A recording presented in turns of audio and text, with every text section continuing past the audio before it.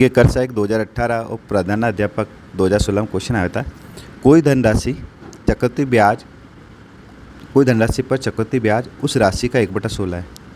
ठीक है, तो पहले यहाँ तक जो समझ में आया, लिखते हैं कि अगर मान लेते हैं कि अपने जो धनराशि वो कितने x है और चक्रवृद्धि ब्याज उसका कितना 1/16, इसका मतलब ऐसा ही हो जाएगा x का 1/16, यही तो हुआ। इसका मतलब x/16।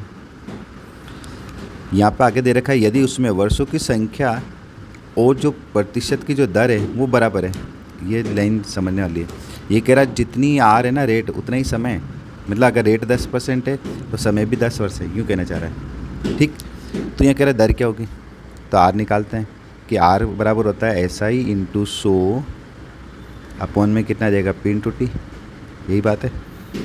तो आर बराबर SI कितना था x/16, तो देखो x/16 × 100 मूलधन कितना है x ही है और टाइम।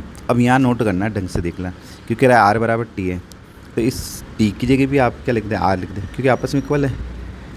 ठीक है, अब देखो x कट गया, देखो ये r × r, ये क्रॉस मल्टीप्लाई हो जाएगा तो क्या हो जाएगा r का स्क्वायर, और यहाँ पर चल रहा है कितना 100/16, काटो इसको 5, ये 4 से कटेगा, 4 से कटेगा 25 बार, 4 से कटेगा 4 × 16।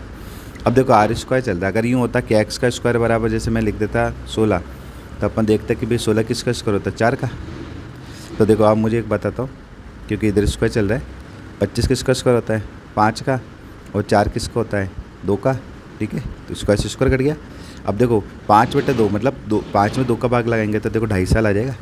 ये रहा हमारा 4 2.5 वर्ष, यही हमारा आंसर है।